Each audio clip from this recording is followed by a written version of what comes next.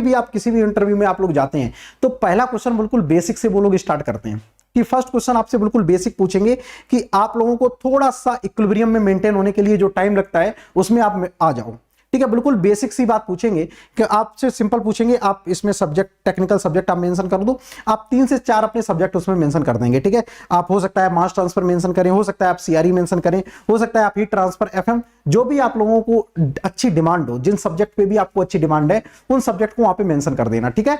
अच्छा, मेंशन आप उसी हायरार्की में करेंगे जो आपका सबसे स्ट्रांग हो। पता चला आपका स्ट्रांग है हीट ट्रांसफर और आप सबसे पहले लिख बैठे हो सीआरई, तब फिर दिक्कत हो जाएगी। आप उसी ऑर्डर में आप लोग मेंशन करेंगे जो आपका सबसे स्ट्रांग सब्जेक्ट हो, ठीक है। अच्छा, दूसरी और इंपॉर्टेंट बात कि आप कभी ये उम्मीद मत करना कभी भी किसी भी इंटरव्यू पैनल से आपने जो सब्जेक्ट मेंशन किए हैं उसी से क्वेश्चन पूछेंगे।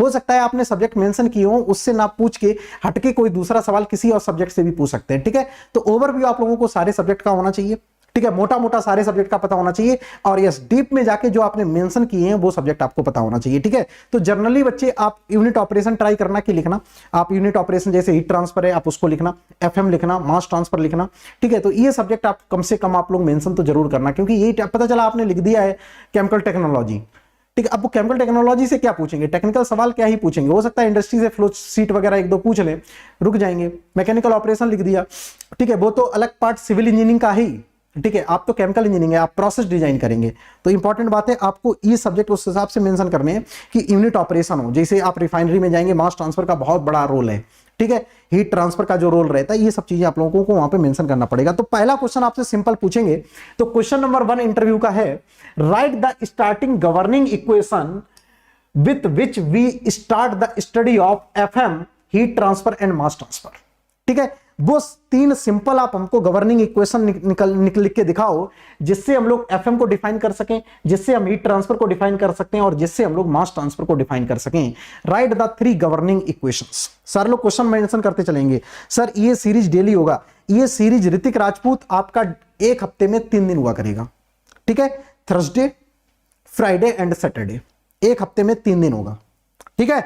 चलो, तो पहला क्वेश्चन ये है, राइट द गवर्निंग इक्वेशन, ठीक है, for study of fluid mechanics, heat transfer and mass transfer. थोड़ा आप सेल्फ सोचो और क्वेश्चन सारे लोग कॉपी में राइट डाउन कर लेंगे, क्वेश्चन सारे के सारे बच्चे कॉपी में राइट डाउन कर लेंगे क्योंकि ये क्वेश्चंस बहुत इंपॉर्टेंट आप लोगों को देखने को मिलेंगे। तो सिंपल आपको 3 गवर्निंग इक्वेशंस लिखनी है, सिंपल आपको 3 गवर्निंग इक्वेशंस लिखनी है कि सर सिंपल आप मेरे को कुछ मत करो। पहला क्वेश्चन यही है कि आप, ठीक है, केमिकल इंजीनियरिंग के बारे में जानते हैं कि नहीं जानते हैं, हमें उससे ज्यादा मतलब नहीं है, लेकिन हमें इस बात से जरूर मतलब है कि आपको 3 गवर्निंग इक्वेशंस आती हैं कि नहीं आती हैं, ठीक है। किधर गया, एक मिनट,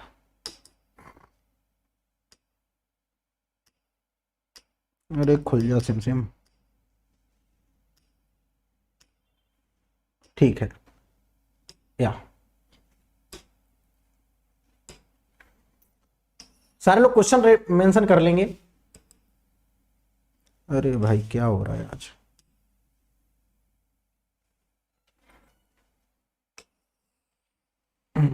ठीक है। तो पहला इंटरव्यू का जो क्वेश्चन होगा वो ये होगा कि आप सिंपल मेरे को 3 गवर्निंग इक्वेशंस लिख के दिखा दो, heat transfer, mass transfer and FM के लिए, ठीक है। चलो, क्या क्या हो सकती है, कोई यहां पे मेरे को कमेंट करके बता सकता है क्या? एफएम के लिए कौन सी गवर्निंग इक्वेशन है, हीट ट्रांसफर के लिए कौन सी गवर्निंग इक्वेशन है एंड मास ट्रांसफर के लिए कौन सी गवर्निंग इक्वेशन है? वो यहां पे मेरे को बता सकता है क्या? क्या आप लिख सकते हैं एफएम के लिए? सबसे पहले मैं बात करूं एफएम के लिए,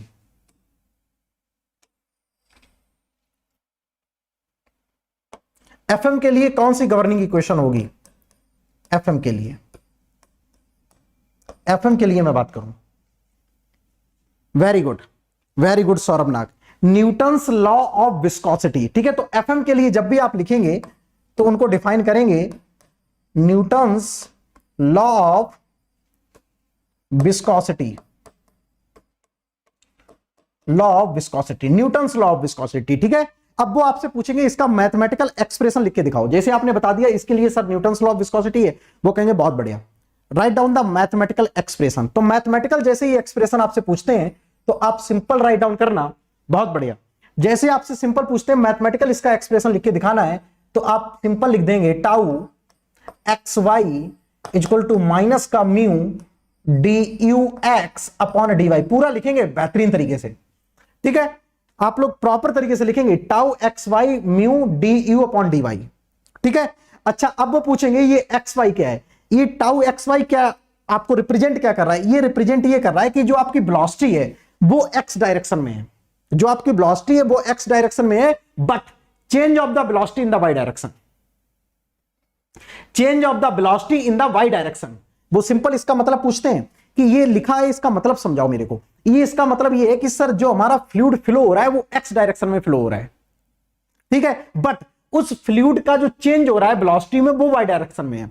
तो इसका मतलब क्या है, इनके साथ आप सिंपल समझो, उनको एक एग्जांपल दे देना, जैसे sir flow in the pipe, pipe के अंदर सर फ्लो होता है, पाइप के अंदर फ्लो होता है, तो मैं बोलूं कि फ्लो इस तरीके से सर हो रहा है, इस तरीके से हो रहा है। अच्छा, ये सर हमारी डायरेक्शन है एक्स, ये हमारी डायरेक्शन है एक्स, ठीक है, ये हमारी एक्स, तो इसका मतलब हमारा जो फ्लो हो रहा है वो एक्स डायरेक्शन में हो रहा है, एक बात।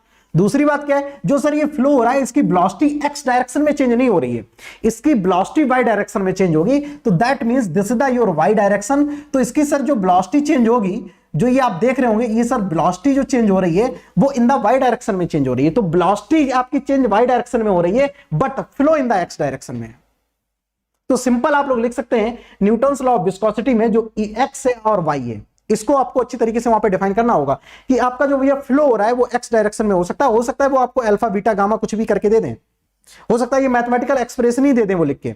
चलो भाई ठीक है, तुमको न्यूटन्स लॉ ऑफ विस्कोसिटी पता है, मैथमेटिकल एक्सप्रेशन ये, इसका मतलब समझाओ ये मैथमेटिकल एक्सप्रेशन कहना क्या चाह रहा है।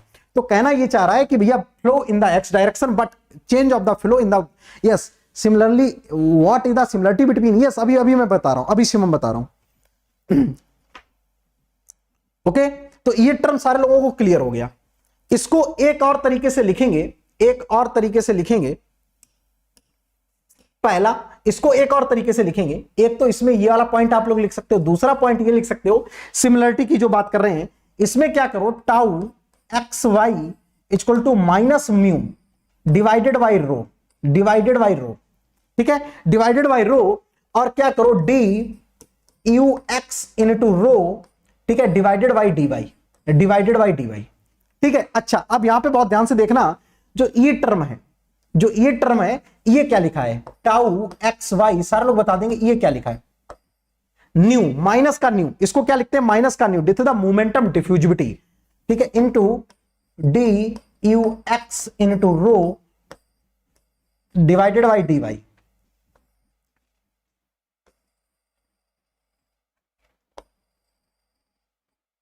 डिवाइडेड बाई डी वाई, ठीक है। तो ये क्या हो गया आपका मोमेंटम डिफ्यूजिविटी, ये क्या है आपका मोमेंटम डिफ्यूजिविटी। तो आपको इनकेस कभी कुछ कोई बोलता है कि ये एक्सप्रेशन आपको मोमेंटम डिफ्यूजिविटी के टर्म में लिख के दिखाना है, तो आप मोमेंटम डिफ्यूजिविटी के टर्म में भी तीनों गवर्निंग इक्वेशन आप डिफ्यूजिविटी के टर्म में भी डिफाइन कर सकते हैं, ठीक है। तो this is the momentum diffusivity, mass diffusivity and thermal diffusivity, ठीक है। तो यहां पे क्या आ गया मोमेंटम डिफ्यूजिविटी, तो nu is the momentum diffusivity, यहां पे लिख लेंगे here nu equal to, proper तरीके से नोट्स बनाते चले जाएंगे, हियर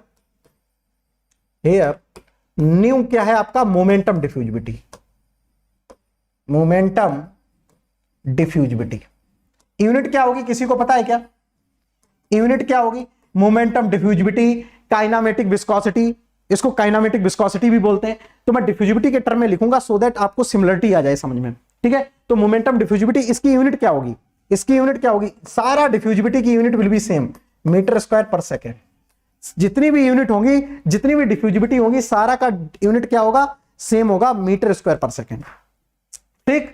इतना पहले सारे लोग राइट डाउन कर लो अबाउट द एफएम, ठीक है। तो ये अपना था न्यूटन्स लॉ ऑफ विस्कोसिटी। तो इतनी बात करेंगे, इनकेस इसमें और भी ज्यादा बात करते हैं तो फिर आप लोग इसमें बात कर सकते हैं, ठीक है। तो ये बेसिक बिल्कुल इक्वेशन आपने लिख के दिखा दी। चलो भाई दूसरी इक्वेशन कैसे लिखेंगे, राइट डाउन आपने कर लिया बहुत अच्छे से। दूसरी इक्वेशन कैसे लिखेंगे, फॉर, ये बात हो गई सर एफएम की बात खत्म हो गई, अब आ जाओ हीट ट्रांसफर में, अब आ जाओ हीट ट्रांसफर में, for heat transfer. Heat transfer में क्या कौन सी गवर्निंग इक्वेशन होगी, हीट ट्रांसफर के लिए आप कौन सी इक्वेशन राइट डाउन करेंगे, यहां पे हीट ट्रांसफर के लिए कौन सी इक्वेशन राइट डाउन करेंगे, please tell me fast. Heat transfer के लिए कौन सी इक्वेशन राइट डाउन करेंगे, Fourier's law of heat conduction. तो इसके हीट ट्रांसफर के लिए जब भी बात करेंगे, Fourier's law of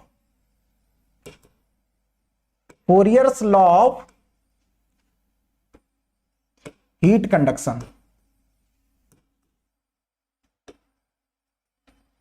Fourier's law of heat conduction, ठीक है। तो फोरियर्स लॉ की हेल्प से आप लोग हीट ट्रांसफर को डिफाइन करेंगे, ठीक है। तो ये क्या है भैया, फोरियर्स लॉ क्या है इसका, अगेन मैं बात करूंगा, Q इक्वल टू माइनस का K into dt by dx, ठीक है। ये क्या है, हीट फ्लक्स है, this the heat flux Q, ठीक है। मतलब ये x डायरेक्शन में टेम्परेचर चेंज हो रहा है, टेम्परेचर जो भी चेंज हो रहा है वो x डायरेक्शन में चेंज हो रहा है, ठीक है। Changing of the temperature in the direction of x, ठीक है। तो Qx आपने लिख दिया है, इसको आप लोग लिखेंगे Fourier's law of heat conduction. This is your Fourier's law of heat conduction, ठीक। अब इसको भी तुम्हें डिफ्यूजिविटी के टर्म में लिखना पड़ जाए, सो दैट आपको सिमिलरिटी आ जाए समझ में, ठीक है शिवम। सो दैट आपको सिमिलरिटी समझ में आ जाए, तो इसको डिफ्यूजिविटी के टर्म में कैसे लिखेंगे, इसको लिखेंगे this is your heat flux, और ऊपर क्या था, मोमेंटम फ्लक्स, ऊपर क्या था आपका, वो क्या था, momentum flux. This is the your heat flux, ठीक है। This is your heat flux, ठीक है। ये Qx क्या, हीट फ्लक्स है। अच्छा, in term of the diffusivity कैसे लिखेंगे, तो Qx equal to minus k y rho into Cp, rho and Cp, और ये आ जाएगा d into t into rho into Cp, ठीक है, अपॉन dx, राइट। ये क्या लिखा हुआ है, this term is called, what is this term, ये वाला टर्म क्या है, ये वाला टर्म है भैया thermal diffusivity alpha. This term is thermal diffusivity alpha, this term is thermal diffusivity alpha, ठीक है। This the alpha means thermal diffusivity,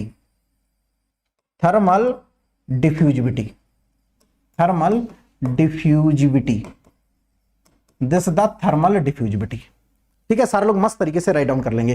thermal diffusivity, again इसकी यूनिट क्या है, unit will be metre square per second, unit will be metre square per second, ठीक है। Thermal diffusivity सारे लोग right down कर लेंगे, ठीक है। तो इसको इस फॉर्म में भी इसको लिखा जा सकता है, इस फॉर्म में भी इसको लिखा जा सकता है with the help of Fourier's law of heat conduction, ठीक है, Fourier's law of heat conduction, ठीक है। तो ये गवर्निंग इक्वेशन है जो कि हीट ट्रांसफर को डिफाइन करता है। सारे लोग मस्त तरीके से राइट डाउन कर लेंगे, ठीक। अब आ जाओ मास ट्रांसफर के लिए, मास ट्रांसफर राइट डाउन कर लो, बहुत अच्छे से नोट्स बनाते चले आना, ठीक है। पूरी इंटरव्यू सीरीज के मस्त नोट्स आपके होने चाहिए, इसमें आपके गेट के भी क्वेश्चन फंसेंगे, ऐसा नहीं है कि भैया गेट के क्वेश्चन नहीं फंसेंगे, गेट के भी सवाल फंसते हैं, ठीक है। चलो, क्या गेट में अल्फा नहीं आता है, अल्फा आता है। K is the conductivity, alpha is the density, Cp is the heat capacity, right. चलो नेक्स्ट में बात करूंगा, हीट ट्रांसफर हो गई, मास ट्रांसफर, ठीक है। Third one is the mass transfer,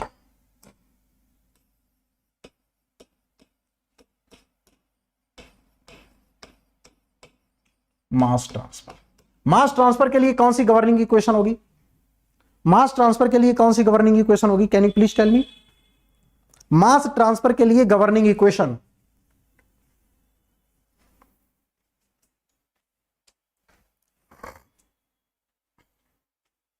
बिल्कुल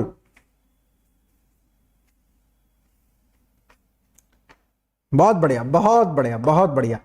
फिक्स लॉ ऑफ डिफ्यूजन लिखेंगे, governing equation will be Fick's law of diffusion, very nice, Fick's law of diffusion, ठीक है, Fick's law of diffusion, very good. तो diffusion, Fick's law of diffusion, ये किस तरीके से define है, बहुत ध्यान से देखना। माइनस का, ये किस तरीके से डिफाइन है, Fick's law of diffusion, minus का रहने दो, J A Z equal to minus का डी ए, ठीक है, D A B into del C A upon del Z.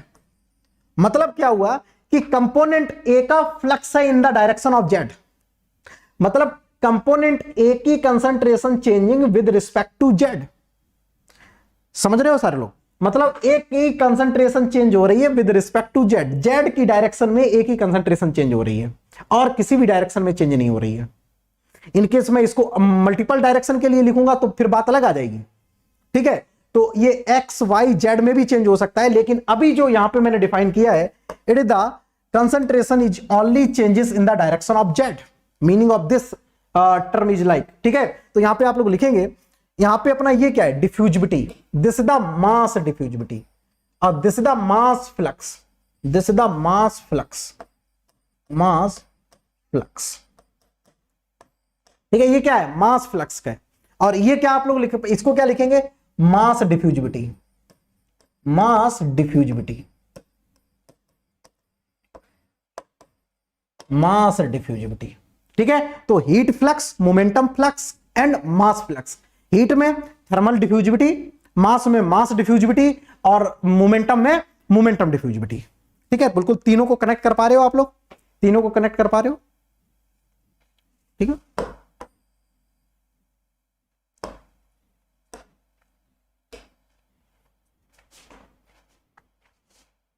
Mass flux,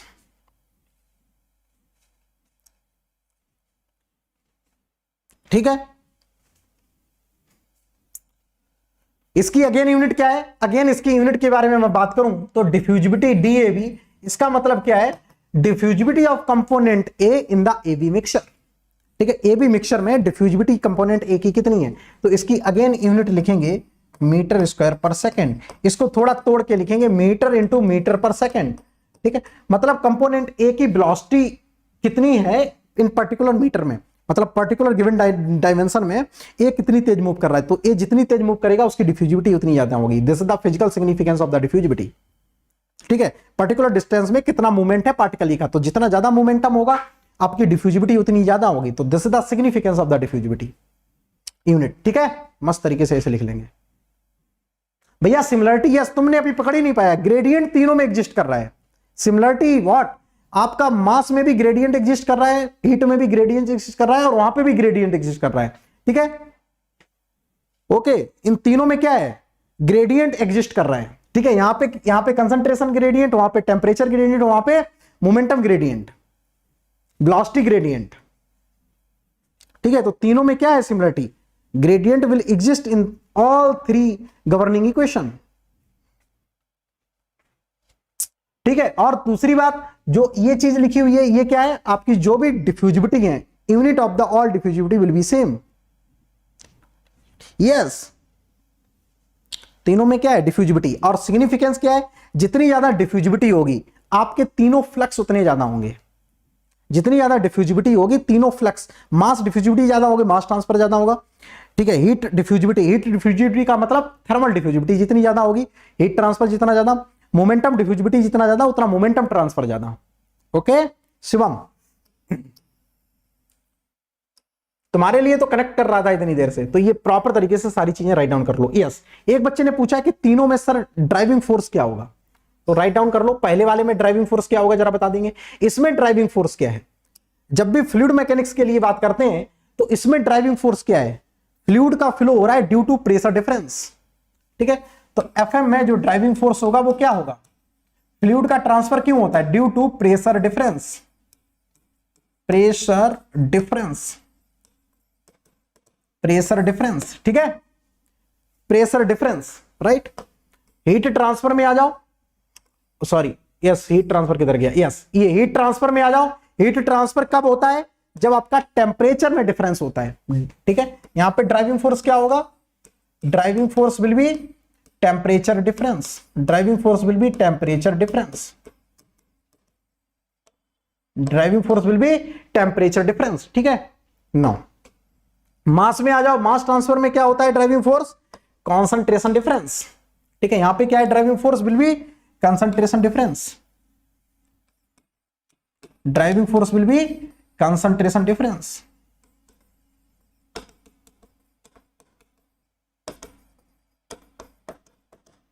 concentration difference, ठीक है। तो डेल्टा सी है, डेल्टा टी है, डेल्टा पी है।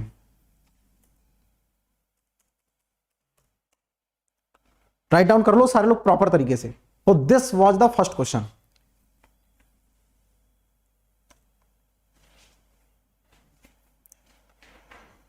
वेलोसिटी ग्रेडियंट कब आया? जब आपका प्रेशर डिफरेंस था। Velocity is the function of pressure. Velocity gradient कब आया? तब आपका कहीं ना कहीं प्रेशर ग्रेडियंट रहा होगा। अंदर की बात है, वो अंदर जाके डीप में जाके समझना पड़ता है। हम्म।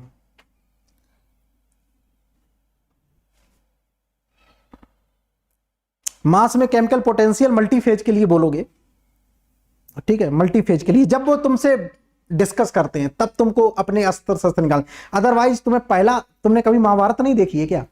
महाभारत नहीं देखी है?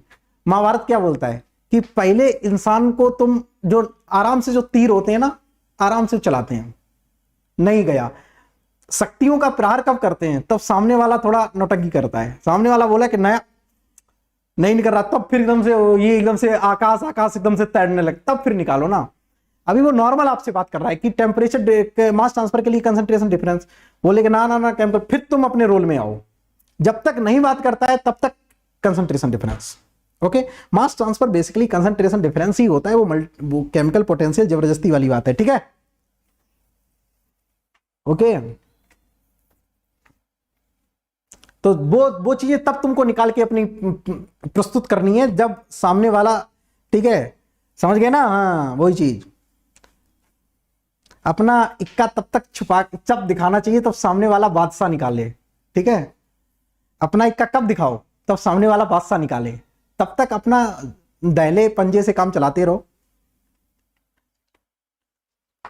यस शिवम, मिलेगा मिलेगा मिलेगा, सब मिलेगा, डोंट वरी। इंटरव्यू को आगे चलने दो, ठीक है, सब कुछ इसी में आ जाएगा, सब कुछ इसी में आ जाएगा, ठीक है। ये जो तुम, सब मिल जाएगा, सब मिल जाएगा, डोंट वरी, ठीक है।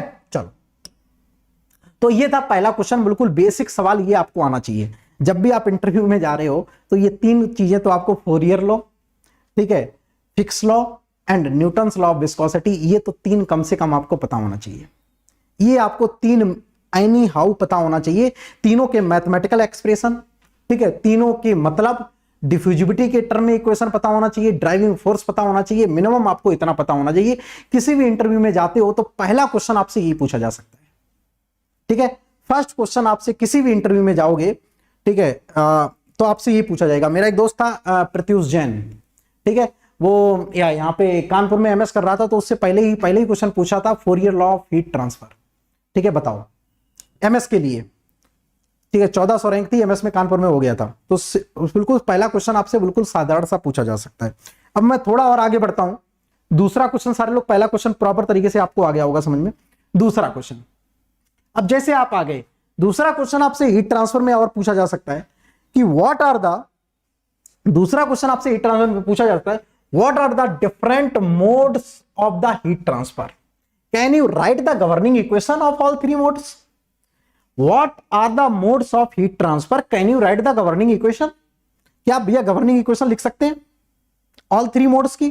तो सबसे पहले आपसे पूछेगा what are the modes of the heat transfer, तो आपको बता देना sir conduction, convection, radiation, very good, ठीक है। दूसरी बात आपसे पूछेंगे क्या मैथमेटिकल उनके एक्सप्रेशन लिख सकते हैं? बिल्कुल सर लिख सकते हैं, बिल्कुल लिख सकते हैं सर। तो कैसे लिखेंगे कंडक्शन, कन्वेक्शन, रेडिएशन के लिए? तो सबसे पहले मैं बात करूंगा किसके लिए, कंडक्शन के लिए, ठीक है। पहला कंडक्शन,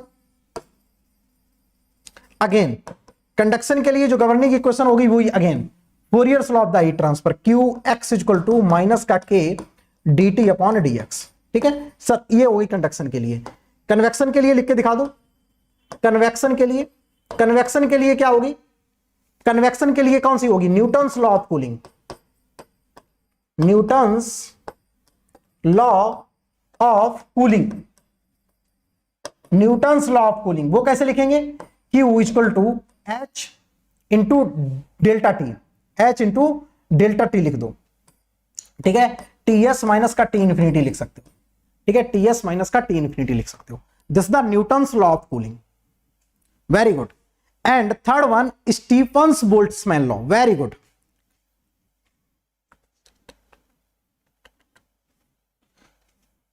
वो लैटेंट हीट नहीं घुसा देते हैं, वो एडवेक्शन होता है, ठीक है, वो एडवेक्शन होता है। आपको नेता तब बनना है, तब मैंने बोला ना पहले आपको बेसिक चीजें, वो जब आपसे घुसाए ना तो आपको टर्म यूज करना है, ये नहीं, ये लेटेंट हिट नहीं, ये गलत टर्म है। तब आपको टर्म यूज करना है एडवेक्शन।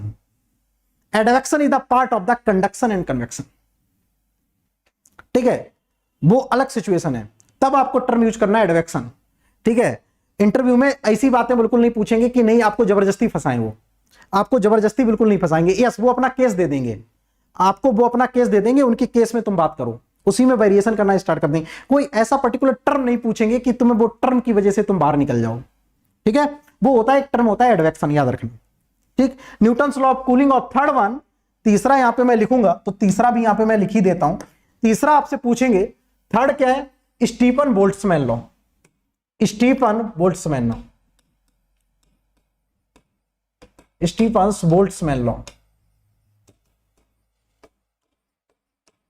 यस, मैथमेटिकल एक्सप्रेशन सबका पता होना चाहिए, मैथमेटिकल एक्सप्रेशन सबका पता होना चाहिए। तो इसमें कैसे लिखेंगे बोलो, Q equal to sigma A epsilon into, चलो फ्लक्स लिख रहे हो ना, चलो भाई फ्लक्स लिख रहे हो तो ये हटा दो, ए हटा दो, फ्लक्स लिख रहे हो तो ए हटा दो। E is the emissivity, it is the Stefan Boltzmann constant, emissivity into T2 power 4, absolute temperature, T is the absolute temperature, temperature should be in kelvin.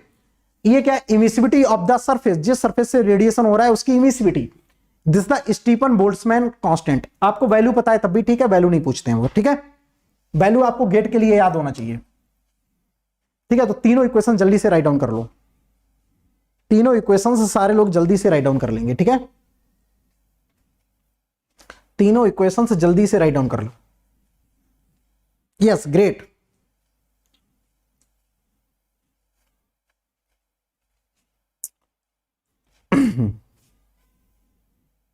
चलो डन।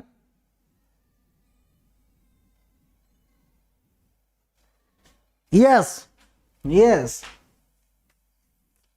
तो आप इतना इतना जल्दी से सारे लोग एक एक चीज राइट डाउन कर लो, आपको बहुत मजा आएगा, बहुत मजा आएगा। डन सर, वेरी नाइस, बहुत बढ़िया। चलो नेक्स्ट सवाल की ओर मैं मूव करूंगा। ओके, ये चीज नहीं ली क्या मैंने। यस, तीसरा क्वेश्चन आपसे सिंपल पूछेंगे, अब धीमे धीमे आगे बढ़ेंगे, अब धीमे धीमे आगे बढ़ेंगे। तीसरा सवाल पूछेंगे, ड्रॉ द टेम्परेचर प्रोफाइल। आपको टेम्परेचर प्रोफाइल ड्रॉ करना है इन द स्लैब में, स्लैब में करना है, ठीक है सर। आप स्लैब में टेम्परेचर प्रोफाइल ड्रॉ कर लेंगे, लेकिन एक शर्त यह कि कंडक्टिविटी वेरिंग है, शर्त यह कि कंडक्टिविटी वेरिंग है। ड्रॉ करो जरा, सोचो सोचो कैसे सोचेंगे सारे लोग, जरा सोचो सोचो, 1 मिनट का टाइम लो और सारे लोग सोचो जरा कैसे ड्रॉ करेंगे, बताओ। Draw the temperature profile when your conductivity is varying in the slab only. सोचो कैसे करेंगे, बताओ। प्लीज टेल मी।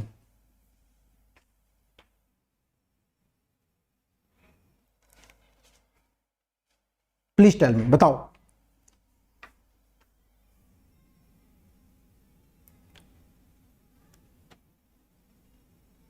कैसे करेंगे, प्लीज टेल मी।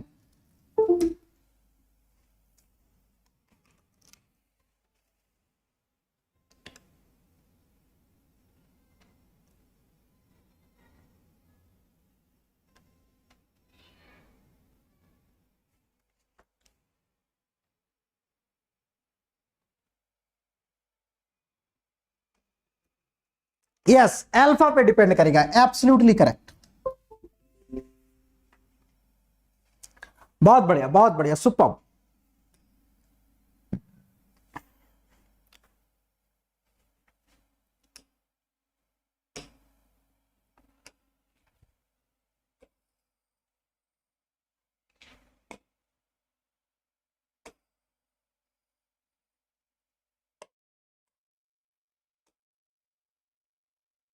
चलो ये सवाल है आप लोगों के साथ।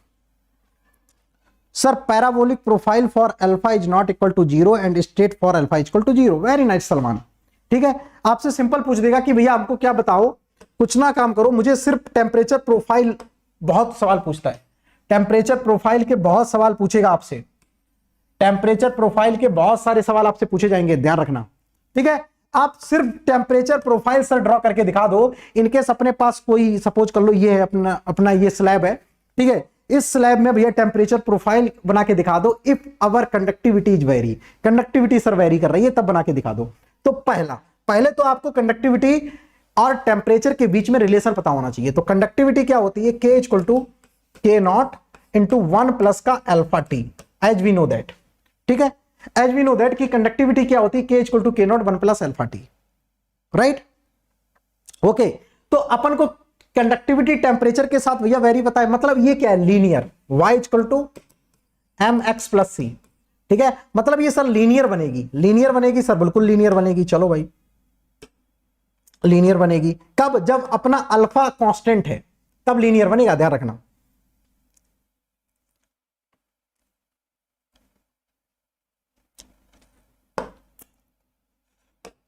सपोज कर लो ये आपकी स्लैब है, this is the your slab.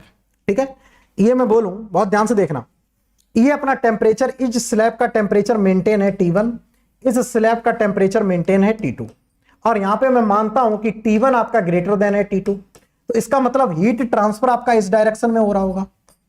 Temperature slab 1 का ज्यादा है, इसका मतलब सर हीट ट्रांसफर इस डायरेक्शन में हो रहा होगा।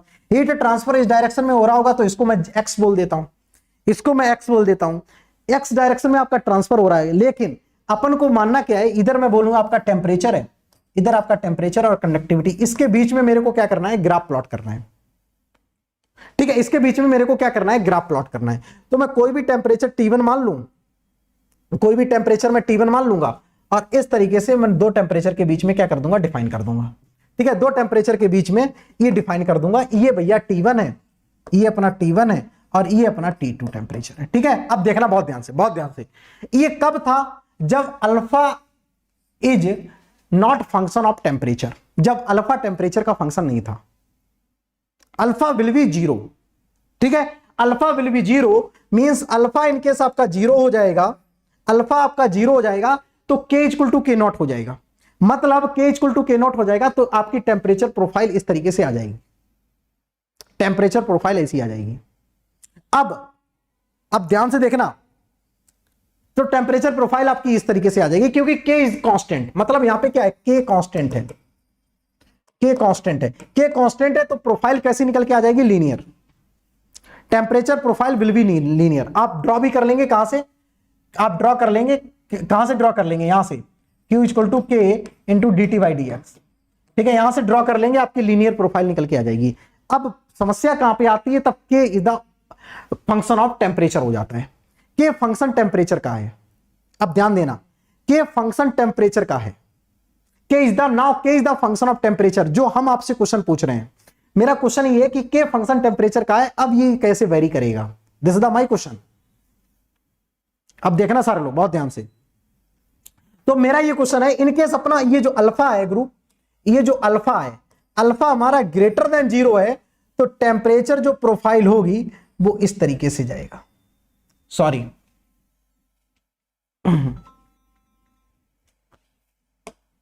तो टेम्परेचर जो प्रोफाइल होगा वो इस तरीके से जाएगा, इस तरीके से। ठीक, और in case alpha greater than zero हो गया तो आपका टेम्परेचर प्रोफाइल कुछ इस तरीके से जाएगा, when there is no consumption and no generation. मैं यहां पे बात कर रहा हूं कि ना तो कोई कंजम्पशन हो रहा है ना तो कोई जनरेशन हो रहा है।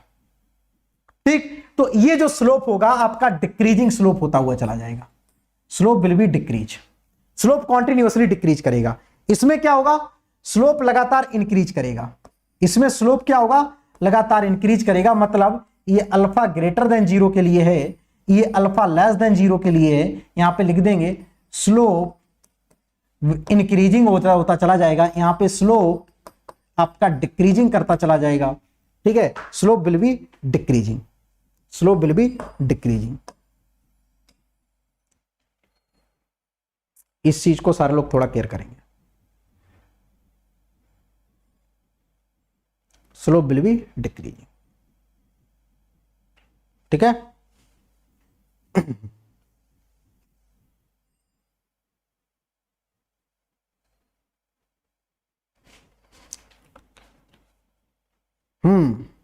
ठीक है। और यहां पे क्या लिख देंगे, यहां पे आपका कंडक्टिविटी का ये वेरिएशन है, यहां पे थोड़ा सा ये एक्सेस चेंज कर देंगे, ये आपका होगा टेम्परेचर T1 है और ये है आपका एक्स डायरेक्शन। ठीक है, ये टेम्परेचर है, ये एक्स डायरेक्शन। तो स्लोप किसका होगा, स्लोप विल बी डिक्रीजिंग, क्या, dt by D x, dt by D X. ठीक है, और ये स्लोप क्या होगा, dt by D x.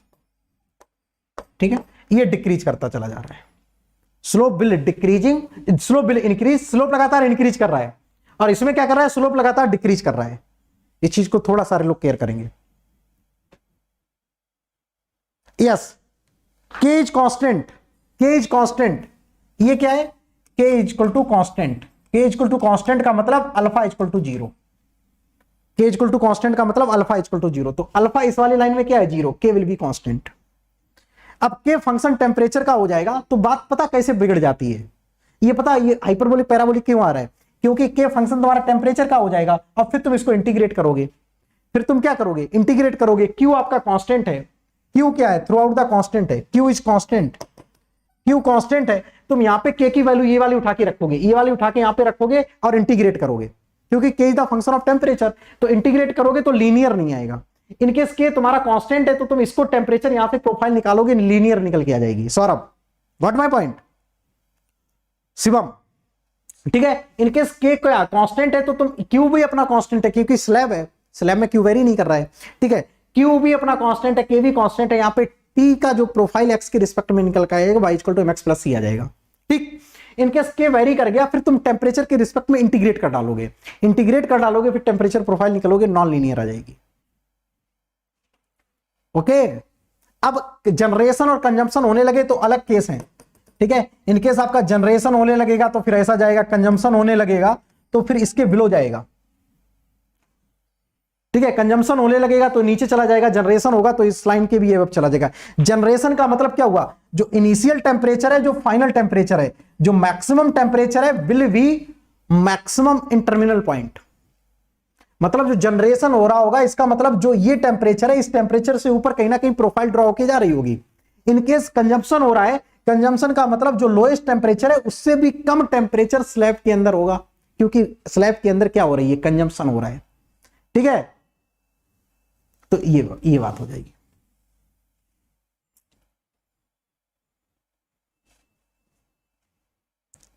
Yes yes, drive करके लेके पूछ सकते हैं आप, इतनी तो मैथमेटिक्स आती होगी आपको सलमान। यहां पे के की वैल्यू डालने तुरंत आ जाएगा। के is the function of x, Shivam, very nice. देखो, इनकेस के आपका फंक्शन एक्स हो गया, अगेन तुमको प्रोफाइल निकालनी पड़ेगी, ये तुम्हें याद रखना है, क्यू इक्वल टू के D T by D X, ठीक है। अब के तुम्हारा एक्स हो गया तो सपोज कर लो के इक्वल टू मेरा है ए एक्स, के इक्वल टू है अपना ए एक्स, एक्स का फंक्शन हो गया तो कैसे लिखेंगे, के क्यू इक्वल टू के की जगह रख देंगे माइनस का A X into D T by D X. वो बोल सकते हैं कि सर चलो ठीक है, आप दुनिया में अभी तक पढ़ते आ रहे हो कि के is the function of temperature होता है, अब मेरा टेम्परेचर ना होके फंक्शन एक्स का हो गया, अब कैसे बात करेंगे उसके लिए समझना। तो के की जगह आपने रख दिया एक्स, तो ये क्या आ जाएगा, क्यू, ठीक है, क्यू कांस्टेंट है, माइनस का ए, ये भी एक क्या है, कांस्टेंट है, तो इसको मैं कोई कांस्टेंट में बोल देता हूं, कुछ भी कांस्टेंट में ले लूं, कुछ भी, मैं इसको के ले लेता हूं, मैं इसको कुछ भी के रहने दो, इसको तुम कोई भी कांस्टेंट ले लो, क्या ले लें बताओ, कुछ भी ले लो कांस्टेंट, कांस्टेंट का मतलब सी ले लेता हूं, सी ले लेता हूं equal to D T by D x into x, ठीक है, क्योंकि क्यू कांस्टेंट है, क्यू कांस्टेंट है, ए भी अपना कांस्टेंट है, तो क्यू बाई ए को मैंने एक सी टर्म ले लिया है, सी टर्म ले लिया है। अब देखो ये आ जाएगा D X upon X equal to D T by C, D T by C, सीधा कांस्टेंट, इंटीग्रेट कर दो तो ये क्या आ जाएगा, L N x1 divided by x2, जहां से जहां तक पूछेगा, इक्वल टू सी कांस्टेंट तो 1 अपॉन सी, ये क्या आ जाएगा आपका टेम्परेचर टी, तो टेम्परेचर प्रोफाइल ये निकल के आ गई आपकी। Salman, this is your temperature profile, ठीक है, this is your temperature profile. Yes, तो ये आपकी टेम्परेचर प्रोफाइल आ गया, वैल्यू रखते चले जाएंगे, जो भी आपकी वैल्यू आएगी आंसर आ जाएगा, ठीक है। तो इस तरीके से आपका वेरी होगा। ओके, तो कुछ भी मान लो, अब डिपेंड करता है कि वो क्यू इज, यस, आपका लीनियर नहीं आएगा उस केस में। फोरियर लॉ का अजम्पशन है स्टेडी स्टेट, आप जो भी चीजें लिख रहे हैं ना फोरियर लॉ के अकॉर्डिंग लिख रहे हैं। फोरियर लॉ का अजम्पशन ही है, Fourier law is define only for steady state. छोड़ दो फिर तुम, ठीक है। ये फोरियर लॉ खुद अजम्पशन लेकर आया है स्टेडी स्टेट का। ओके, तो ये चीज है। तो इस तरीके से आपका लीनियर नहीं आएगा, नॉन लीनियर आ जाएगा। अब वो अब आप आपसे पूछेंगे सर एक्स की कितनी पावर वेरी कर रही है, 2 कैरी वेरी कर रही है तो अलग तरीके से आएगा, 3 वेरी कर रही है तो अलग तरीके से आएगा। बस आपको मोटा मोटा ये पता होना चाहिए, दुनिया में सब कुछ तुम निकाल दोगे, मोटा मोटा आपको ये पता होना चाहिए। और मैं आपको हमेशा बताता हूं, इंटरव्यू में कभी भी आपसे कोई ऐसी चीज नहीं पूछेंगे, आपसे बिल्कुल ओवरव्यू वाली चीजें पूछते हैं और वही आप नहीं बता पाते हैं, बिल्कुल साधारण बातें पूछेंगे बस। लेकिन हम लोग क्या करते हैं, रटा रटाए बता देते हैं। ठीक, चलो नेक्स्ट सवाल की ओर मैं मूव करता हूं। तो ये हो गई। नाउ क्वेश्चन नंबर 4 इंटरव्यू का। नॉन लीनियर आएगा, ये पक्का है, नॉन लीनियर आएगा, ये तो एब्सोल्यूट पक्का है। ठीक, चलो अब मैं नेक्स्ट सवाल की बात करूं। Interview question number 4, how to decrease number of plates without manipulating the reflux ratio. आपसे सवाल है, आपसे सवाल ये कि रिफ्लेक्स रेशियो को मैं चेंज नहीं करता हूं, क्या number of plate in the column will change? ये सवाल है मेरा आप लोगों से। हाउ टू डिक्रीज, कैसे हम कम कर सकते हैं कॉलम के अंदर इनकेस हम रिफ्लेक्स रेशियो को चेंज नहीं करें तो। This is the my question to all of you जनता। हम रिफ्लेक्स रेशियो को कैसे कम कर सकते हैं सर, प्लीज टेल मी।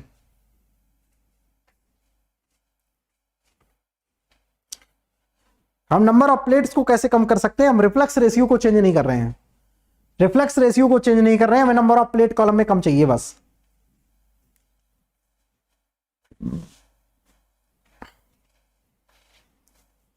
कैसे करेंगे बताओ, सोचो सोचो सोचो सोचो।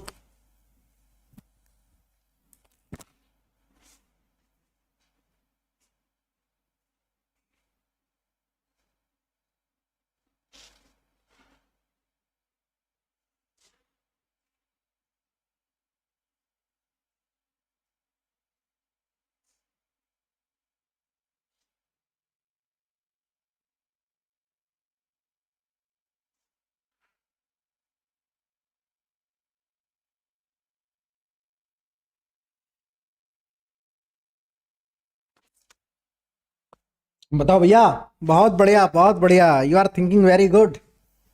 अरे सुपर, मजा आ गया यार, क्या बात है, कितना सुंदर सोच रहे हो यार।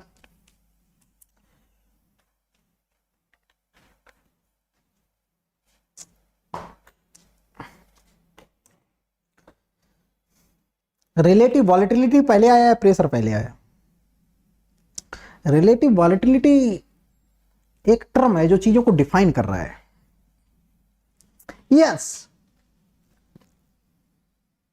टेम्परेचर कॉलम का भैया फिक्स है, टेम्परेचर फिक्स है, प्रेशर यू कैन चेंज।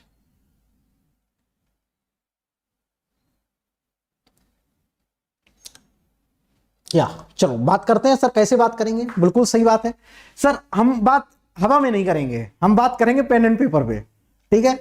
हमें सर हवा में बात नहीं करनी है, हमें बात करके दिखाओ, आप इसमें बोर्ड में करके दिखाओ सर। चलो भाई, बोर्ड में करके दिखाते हैं तुमको।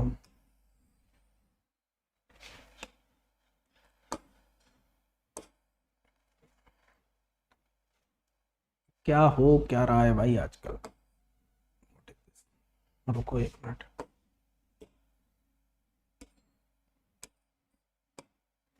एक मिनट,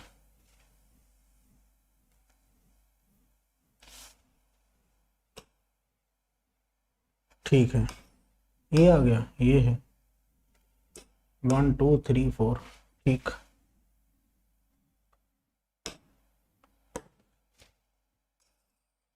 चलो भाई, ये है सवाल आपके सामने, रिलेटिव वॉलेटिलिटी इंक्रीज कर सकते हैं सर। चलो बात करते हैं, देखते हैं। हमारे पास सर कॉलम ये है, मोटा मोटा मैं बात करूं, मोटा मोटा मैं बात करूं सर, हमको ज्यादा कुछ तो खैर नहीं पता है, लेकिन सर हमको कुछ तो चीजें हमें आपने पढ़ा रखी हैं। मोटा मोटा हम आइडिया लें तो सर हमें ज्यादा तो कुछ नहीं पता, लेकिन इतना तो सर हमें कम से कम पता ही।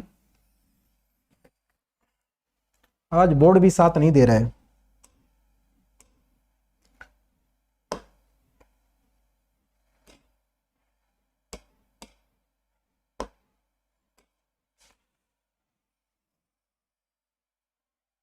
ठीक है, चलो राइट, इतनी चीज हमको पता है सर।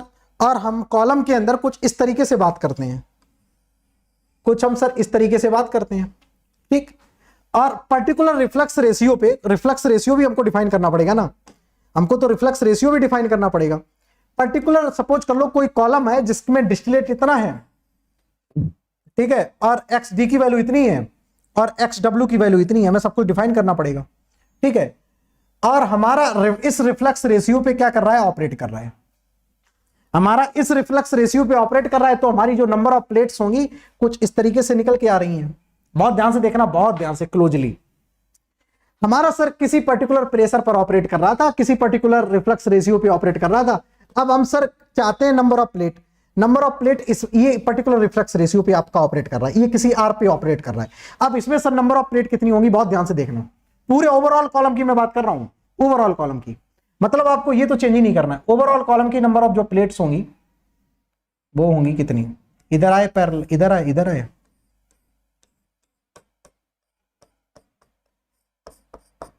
ठीक है। हमेशा ध्यान रखना, अब number of plates will be number of equal to the number of triangles, कितनी नंबर ऑफ, जितने नंबर ऑफ ट्रायंगल होंगे उतनी नंबर ऑफ प्लेट्स होंगी। तो यहां पे ट्रायंगल कितने बन रहे हैं, देखो 1 2 3, नंबर ऑफ ट्रायंगल कितने बन रहे हैं, 1 2 3, राइट, 1 2 3।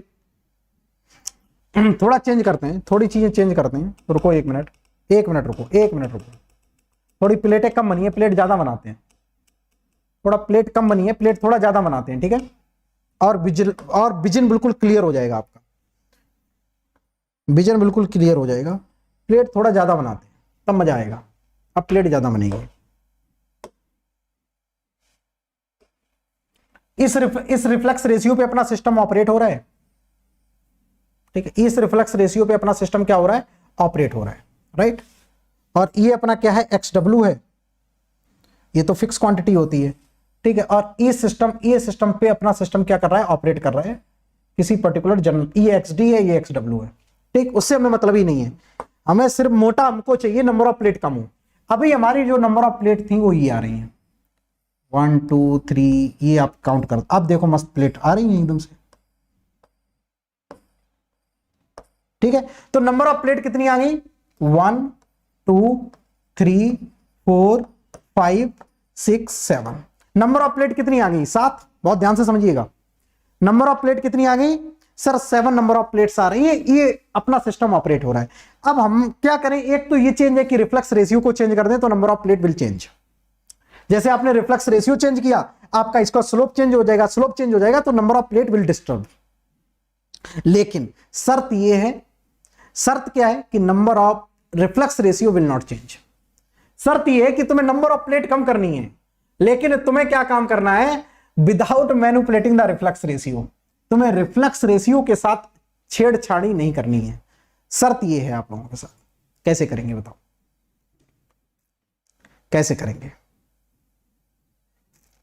ये सिस्टम पर्टिकुलर प्रेशर पर ऑपरेट हो रहा होगा सर, ये जो अपना इक्विलिब्रियम कर्व है ये किसी पर्टिकुलर प्रेशर पर आया होगा।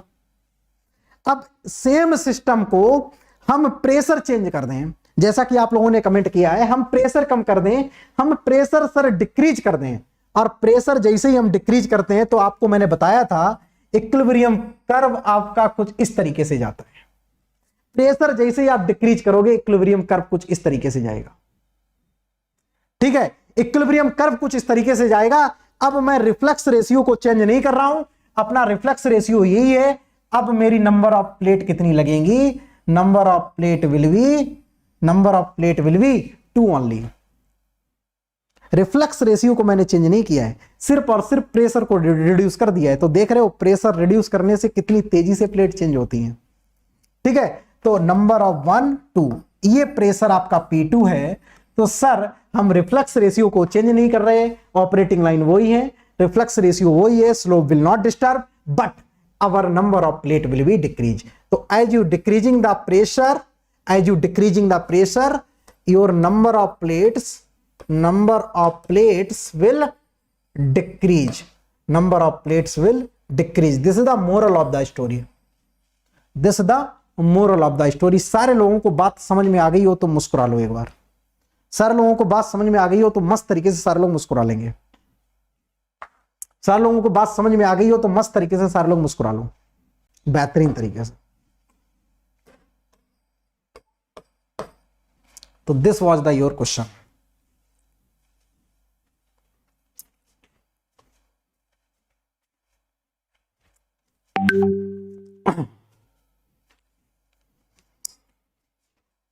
क्लियर?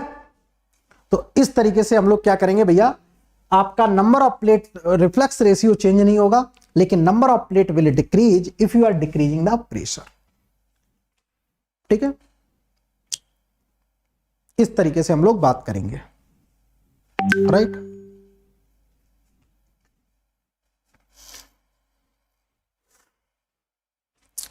यस।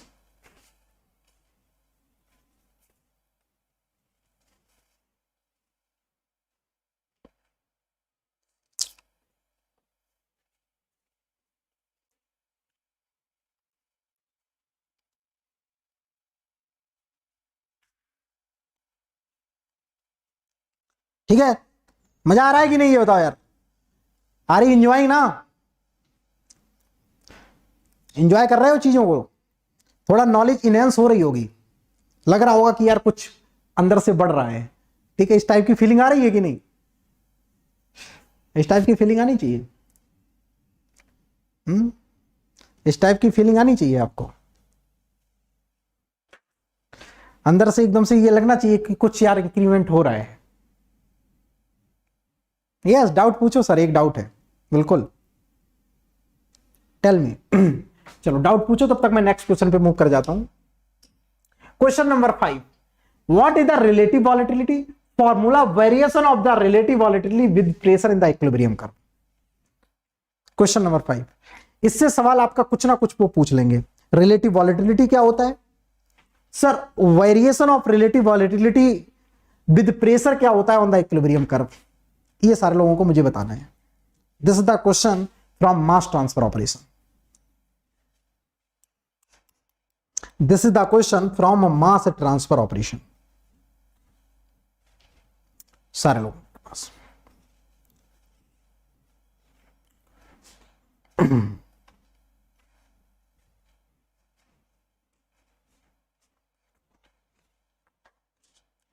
यस, फीड को तुम फ्लैश वेपराइज कर सकते हो। यस,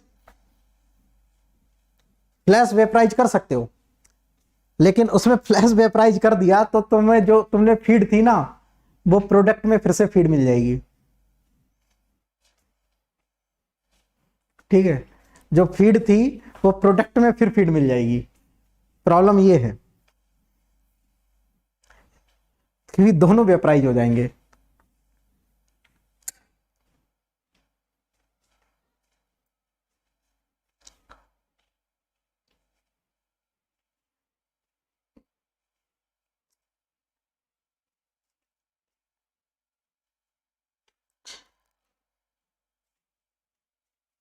ठीक है, चलो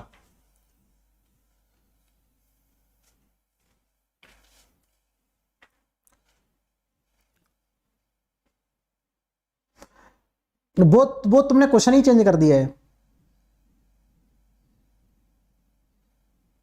तुमने क्वेश्चन चेंज कर दिया है ना। अब तुम फीड को गर्म करके भेज रहे हो। अब दो केस हैं, तुम्हारी जो फ्लैश वेपराइजेशन हो रहा था वो रिफ्लक्स रेशियो। ठीक है, अब फिर तुम उसी रिफ्लक्स रेशियो पे फिर वही तुम फीड डालोगे। मतलब आप फीड के साथ चेंज नहीं कर रहे हो, आपने फीड चेंज कर दी। मतलब इनकेस मैं दो कंडीशन लूं और दोनों फ्लैश वेपराइज डालूं। Salman, your question is good. मतलब मैं दो फीड लूं और दोनों को मैं फ्लैश वेपराइज करके डालूंगा, तब तो जितनी पहले वाले में लगेंगी उतनी दूसरे वाले में लगेंगी। मतलब तुमने तो दो पार्टी चेंज कर दी है ना। सर हम फीड को गर्म करके डाल दें तो नंबर ऑफ प्लेट कम हो जाएंगी। ये तो क्वेश्चन ही नहीं है, क्वेश्चन दूसरा है। मतलब आप रेस्ट ऑफ चीजें कांस्टेंट हैं, मतलब फीड की कंडीशन आप चेंज नहीं कर रहे हो। आप डालोगे दोनों के केस में सेम फीड डालो। बात समझो। मतलब अब मैं बोलूं एक बार मैंने फ्लैश वेपराइज करके डाल दिया, दूसरे के केस में भी मैं फ्लैश वेपराइज करके डालूंगा तो दोनों के केस में number of plate will same आ जाएंगी। इनकेस मेरी सारी कंडीशंस वही हैं, तब मेरे पास कंपोनेंट भी वही है, फीड भी वही है, मैं दोनों बार डालूंगा, दोनों बार number of plate will same. बस ये तो वो नहीं चाहता है, वो चाहता है कि आप फ्लैश वेपराइज करें लेकिन नंबर ऑफ प्लेट कम लगे। आपके जैसे फ्लैश वेपराइज कर रहे थे, आपकी नंबर ऑफ प्लेट 5 आएंगी, अब फिर से आप फ्लैश वेपराइजेशन करना चाहते हैं, लेकिन अब नंबर ऑफ प्लेट है वो 3 चाहता है।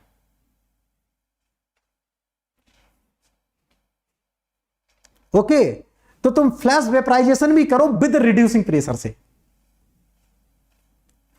Got it? तो ये चीज है। Now come to the next part in question number 5, what is the relative volatility formula and variation of the relative volatility with pressure in the equilibrium curve. चलो इसको सारे लोग जरा डिफाइन करो। सर रिलेटिव वॉलेटिलिटी क्या होता है? ये तो सर हम बिल्कुल मुस्कुराते हुए पहले आपसे पूछेंगे, चलो भाई रिलेटिव वॉलेटिलिटी डिस्टिलेशन पढ़ के आए हो? आप बोलेंगे सर बिल्कुल पढ़ के आए हैं। ठीक है, पूछेंगे आपसे मनीष सर ने पढ़ाया है तुमको कि नहीं? तुम कहोगे सर बिल्कुल पढ़ाया है। ठीक है, जोक सपाट, ऐसा नहीं पूछेंगे। ठीक, तुमसे पूछेंगे अच्छा डिस्टिलेशन पढ़ के आए हो, इधर आओ। रिलेटिव वॉलेटिलिटी का नाम सुने हो? ठीक है, रिलेटिव वॉलेटिलिटी का नाम सुने हो? तुम कहोगे जी सर सुने। बता दो क्या होता है? तुम मुस्कुराते हुए सर बताओगे relative volatility the ratio of the saturation pressure of the more volatile component to the saturation pressure of the less volatile component. Alpha is the simple आपसे पूछेंगे, it is the just ratio of the PA set upon PB set. वो बोलेंगे चलो ठीक है, मतलब ये sir ये चीज दोनों में डिफरेंस कितना है, मतलब दोनों के बॉइलिंग, जैसे रिलेटिव वॉलेटिलिटी फॉर डिस्टिलेशन, और डिस्टिलेशन में क्या करते हैं, दो कंपोनेंट को बॉइलिंग पॉइंट के बेसिस पे जज करते हैं। आप इतनी बात बोलोगे सर हम इसका यूज क्यों करते हैं? इसका यूज इस वजह से करते हैं क्योंकि रिलेटिव वॉलेटिलिटी सीधे सीधे हमको सिग्निफिकेंस बताता है कि दो कंपोनेंट हैं, उनके बॉइलिंग पॉइंट में डिफरेंस कितना है, उनके वेपर प्रेशर में डिफरेंस कितना है। ठीक है, तो जितना ज्यादा रिलेटिव वॉलेटिलिटी होगा तो इसका मतलब क्या हुआ, जितना ऐसे जितना ज्यादा नहीं बोलना है, जितना एक वन से दूर होगा, मतलब जितना फार फ्रॉम वन, जितना वन से दूर होगा, इट मींस उनके बॉइलिंग पॉइंट में डिफरेंस उतना ही ज्यादा होगा। Means difference in boiling point difference will more, उतना ही ज्यादा बॉइलिंग पॉइंट में डिफरेंस होगा जितना एक से दूर होगा। जितना क्लोज वन के होगा तो रेशियो ऑलमोस्ट इक्वल टू 1, तो ratio almost equal to 1, that means boiling point very close, तो separation will be difficult. That is why we are always define the relative volatility in the distillation column. That's it. इतना बताना है आपको। जितना भी distillation में आप काम कर रहे हैं अभी तक, वो आइडियल सॉल्यूशन के लिए ही बात कर रहे हैं। ठीक, आइडियल सॉल्यूशन के लिए ही बात कर रहे हैं अभी। ठीक है, बुक बोल देंगे sir this is for ideal solution, ideal solution बोल देंगे आप। Yes, each separation will be greater, better separation, easy separation. Alpha जितना ज्यादा एक से होगा, ease of easy separation, easy separation. Separation कैसा है? इजी है। फॉर्मूला ये रहा, आप कंपोजिशन के टर्म में भी फॉर्मूला वगैरह लिख सकते हैं, वो उतनी बड़ी बात नहीं है, इतना आपको डिफाइन करना है। Variation of relative volatility with pressure, real के लिए भी यही है, रियल में भी यही है, हालांकि ये रेशियो नहीं है लेकिन सिग्निफिकेंस एक ही है, सिग्निफिकेंस एक ही है मेरे भाई, सिग्निफिकेंस एक ही है। ठीक है, जो पूरी किताब ये मास ट्रांसफर की लिखी गई है, ये पूरी आइडियल के लिए लिखी गई है, कहीं रियल के लिए नहीं लिखी गई। ठीक है, ये तो मास ट्रांसफर की जो मोटी मोटी किताबें पढ़ते हो ना, ये हो गई, ये सब किसके लिए लिखी गई हैं? ये सब तुम्हारी आइडियल चीजों के लिए ही लिखी गई है। पूरी theory is defined for ideal only. ठीक, पूरी theory is defined for ideal only. चलो, अब एक इंपॉर्टेंट पॉइंट है कि सर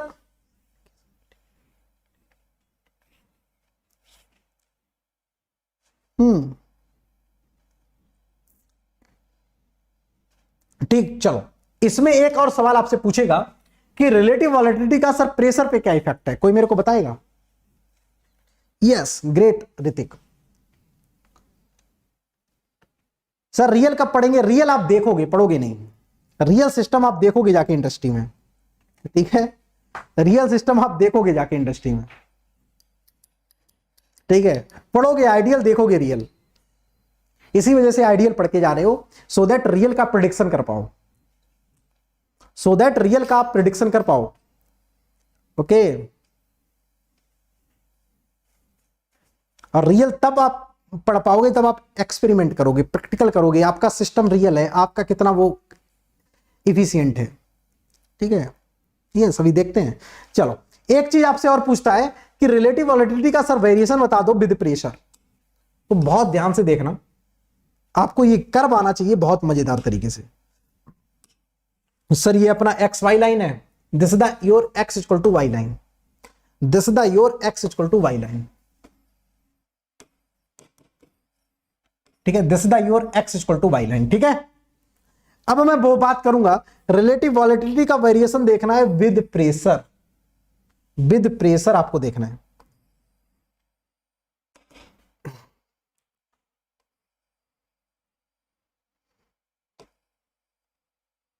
विद प्रेशर देखना है, बहुत ध्यान से देखना, बहुत ध्यान से, अंधाधुंधी एकदम से नहीं कुछ भी इसमें लिख देना है, बिल्कुल आपको चीजें बिल्कुल क्रिस्टल क्लियर होनी चाहिए।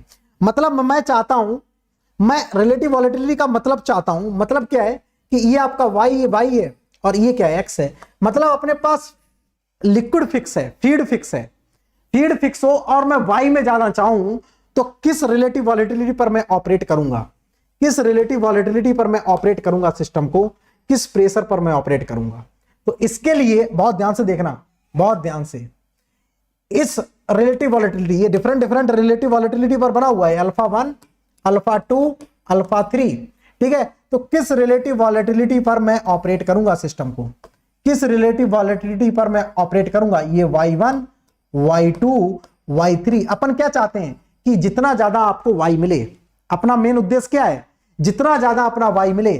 तो जितना ज्यादा आपको y कब मिलेगा, कब मिलेगा, तो जितना ज्यादा आप y कब मिलेगा तब इस रिलेटिव वॉलेटिलिटी पर ऑपरेट होगा। लेकिन ये रिलेटिव वॉलेटिलिटी क्या है आपको पता होना चाहिए, आपको पता होना चाहिए। ऑर्डर क्या होना चाहिए, alpha 1 will be greater than alpha 2 will be greater than alpha 3। Sir इसको प्रूव करके दिखाओ, इसको प्रूव करके मैं दिखाता हूं। देखो आपको पता है कि इसका प्रेशर कम होगा, इसका प्रेशर कम होगा P1, P2, P3। इसका ऑर्डर इनकेस मैं लिखना चाहूं, ये गेट के लिए P1, P2, ठीक है, और P3। P3 सबसे ज्यादा होगा। कैसे सर, ये सर बात नहीं है, इसको भी प्रूव करके दिखाओ। इसको प्रूव करके दिखाएंगे, y total into P total, sorry y into P total equal to होता है XA into PA sat, XA into PA sat, ये होता है सर। ठीक है, और रिलेटिव वॉलेटिलिटी जो अल्फा होता है इज डायरेक्टली प्रोपोर्शनल टू, जो अल्फा होता है ये डायरेक्टली प्रोपोर्शनल होता है YA के, होता है कि नहीं, ये डायरेक्टली प्रोपोर्शनल किसके होता है, YA के। सर ये भी नहीं बात आई समझ में, कोई बात नहीं, नहीं आई समझ में। अल्फा AB इक्वल टू आप लोग लिखते हो YA upon YB divided by XA upon XB। Sir ये तो बात आई समझ में, बिल्कुल ये बात आई। तो alpha AB is directly proportional to YA, ये YA के सर डायरेक्टली प्रोपोर्शनल है। तो इसका मतलब मैं YA यहां से निकालूंगा, YA निकालूंगा तो XA PA set upon P total, ये मेरा आ जाएगा कि नहीं, बोलो ये आ जाएगा। अब बहुत ध्यान से यहां पे सुनना, सर हमारा P सेट फिक्स है क्योंकि पर्टिकुलर टेम्परेचर फिक्स है, XA फिक्स है, यस सर हमारा XA फिक्स है इस लाइन के अलोंग, सिर्फ हमारा चेंज हो रहा है P टोटल। तो P टोटल जितना कम आपका YA उतना ज्यादा, P टोटल जितना कम आपका YA उतना ही ज्यादा। दैट मींस P टोटल जितना कम YA उतना ज्यादा, तो YA उतना ज्यादा इसका मतलब P कम और P come, pressure will be less. तो P जितना जितना कम आपका Y उतना ज्यादा, P जितना कम Y उतना ज्यादा। तो प्रेशर जितना कम होगा YA उतना ज्यादा होगा। तो आपको ऑपरेट कब सिस्टम करना है, मिनिमम प्रेशर पर ऑपरेट करोगे। तो मिनिमम प्रेशर पर ऑपरेट करोगे तो सिस्टम में क्या होगा, इजी सेपरेशन होगा। इजी सेपरेशन होगा तो रिलेटिव वॉलेटिलिटी का सिग्निफिकेंस क्या है, ईज ऑफ सेपरेशन। तो जितना सेपरेशन आपका इजी होगा रिलेटिव वॉलेटिलिटी उतनी ही ज्यादा होगी। तो इस बेसिस पे आप बोल सकते हो कि alpha 1 will be greater than alpha 2 will be greater than alpha 3। Got my point, sir लोग राइट डाउन कर लो। तो इस तरीके से रिलेटिव वॉलेटिलिटी प्रेशर के साथ वेरी करता है। तो relative volatility is inversely proportional to 1 upon P, you can write, you can write. ठीक है, तो प्रेशर के इनवर्सली होता है। तो जितना ज्यादा प्रेशर, ये देखो P3 ज्यादा है, P3 ज्यादा है, बट इसका रिलेटिव वॉलेटिलिटी क्या है, P3 ज्यादा है जबकि रिलेटिव अल्फा 3 कम है। तो P3 ज्यादा अल्फा 3 कम, तो ये क्या है, इनवर्सली रिलेशन है इसमें।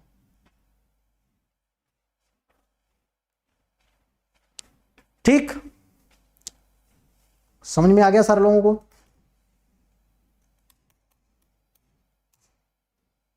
क्लियर,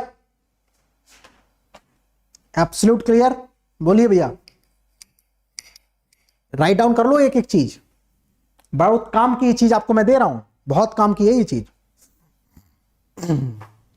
और इसी तरीके से वहां पे डिफाइन करना है, आधी अधूरी बात बोल के नहीं छोड़ देना है, ठीक है? आपको बार्क जैसे और एनपीसीआईएल ये पूरा रिसर्च ऑर्गेनाइजेशन है, इसमें आपने सोचा कि मैं बस भैया हल्का फुल्का काम चला के काम कर लूंगा, नेवर पॉसिबल,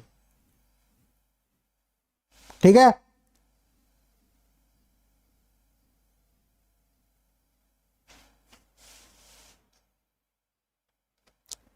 आईपीसी आप सब्जेक्ट बोलोगे तो आईपीसी के क्वेश्चन पूछे जाएंगे।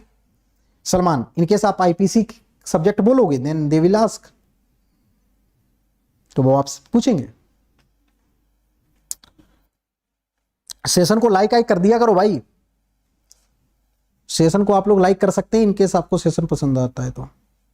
क्लियर सर, बहुत बढ़िया, ठीक है? और भी सवाल है, और भी सवाल है, आपको मैं बताऊंगा how to determine the kinetic of the reaction, ठीक है? कल इसकी हम लोग बात करेंगे कि किसी भी रिएक्शन की काइनेटिक्स को कैसे डिटरमाइन करते हैं। सवाल सारे लोग राइट डाउन कर लेंगे, ठीक है? How to determine the kinetic of the reaction, ये सारे क्वेश्चंस आप लोगों को कल मैं करवाऊंगा। सीआरई का कल पार्ट मैं आप लोगों को करवाऊंगा, कल मैं आपको सीआरई का पार्ट करवाऊंगा। यस, एक और चीज मैं आपको बता देता हूं, ठीक है? आज के सेशन को हम लोग यहीं तक रखते हैं, ठीक है? एक और चीज मैं आप लोगों को यहां पे बता देता हूं, ठीक है? जो बच्चे अभी इंटरव्यू के लिए तैयारी कर रहे हैं, तो आपके पास मास ट्रांसफर के लिए बीके दत्ता होना चाहिए, केवी नारायण होनी चाहिए, जेएन को पॉलिस होना चाहिए, मैकैब स्मिथ होनी चाहिए, ट्रेवॉल होनी चाहिए, ठीक है? इंटरव्यू के लिए इतनी बुक्स आप लोगों के पास होना चाहिए। मैकैब स्मिथ होनी चाहिए, मैकैब स्मिथ आपकी हीट ट्रांसफर, एफएम और मास ट्रांसफर, ठीक है? तीनों के लिए काम कर जाएगी, बहुत अच्छी बुक है इंटरव्यू के लिए, ठीक है? तो ये सारी बुक्स, जीएन को पॉलिस, इन तीनों के लिए बहुत शानदार बुक है, ठीक है? इतनी बुक्स आप लोगों के पास कम से कम होनी चाहिए, ठीक है? कल क्वेश्चंस मैं और करवाऊंगा, आज मैंने करवा नहीं पाई क्योंकि 1.5 घंटा हो गया है, ठीक है? इस सेशन को कंटिन्यू रखेंगे। ये बताओ सारे लोग एंजॉय कर रहे हो कि नहीं? ये interview series continue, yes, enjoy कर रहे हो सारे लोग? यस और नो? एवरीवन आर एंजॉयिंग ना? Everyone are enjoying properly?